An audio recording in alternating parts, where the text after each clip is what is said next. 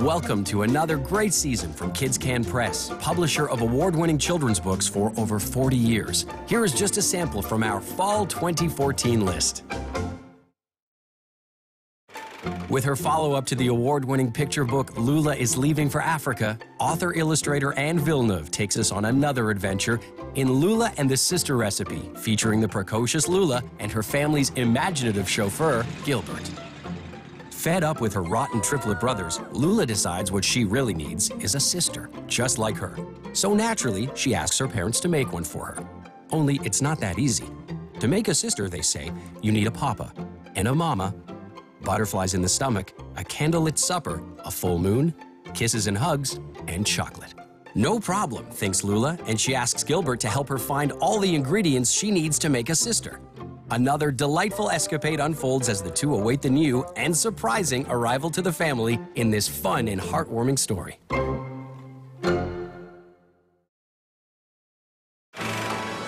The Sound of Thunder is the third and final book of the Bigfoot Boy graphic novel series for young readers by the award-winning duo Jay Torres and Faith Aaron Hicks.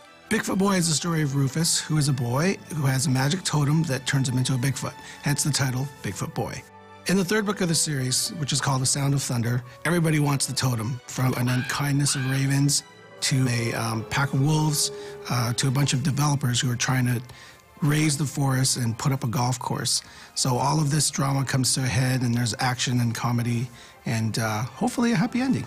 I like to say that Bigfoot Boy is an all-ages book, which means it's good for the young and the young at heart. So like a good Pixar movie or a Disney movie, it's fun for the whole family. Kids will love Bigfoot Boy because it's about a kid who transforms into a monster, and kids love monsters. And on top of that, the monster becomes a hero. So it's about a kid who becomes a monster who becomes a hero. What more can a kid ask for in a graphic novel?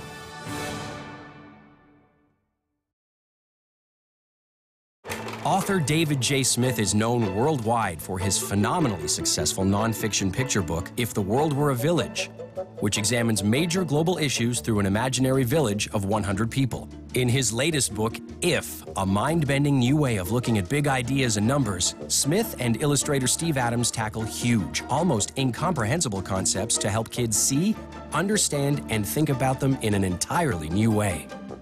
Using clever devices and large, easy-to-grasp illustrations, If scales down everything from the entire history of Earth to a single person's lifespan into fun, bite-sized morsels that kids will easily comprehend, and with illustrations and fast facts they will pore over for hours. Parents and teachers will reach for If again and again as an indispensable resource for any number of questions about our world and our universe. What would happen if Little Red Riding Hood were actually a superhero? Why, she'd be Super Red Riding Hood, of course. A fun update on the familiar tale, written and illustrated by Claudia De Villa. I decided to do a remake of Little Red Riding Hood after my daughter actually came up with the idea. We were playing pretend, and I was the big bad wolf, and she was Little Red Riding Hood, and she just refused to be scared because of the red cape she was wearing. So I thought that naturally would make an amazing story. I think the audience for this book would be kids who enjoy fairy tales but might be excited by something new. As well, just kids who might confront fears in their life. In this case, it's a big bad wolf. And kids who might be curious to see how this girl deals with that. The message would be that friendship is very powerful, and that can help you overcome a lot of obstacles. In Hana Hashimoto's 6th Violin, Hana has decided to play the violin at her school's talent show. Her brothers insist she isn't good enough. It's a talent show, Hana, they tell her. You'll be a disaster. Hana remembers how wonderfully her grandfather, Oji-chan, played his violin when she was visiting him in Japan. So, just like her grandfather, Hana practices every day. She is determined to play her best. When Hana's confidence wavers on the night of the big show, however, she begins to wonder if her brothers were right.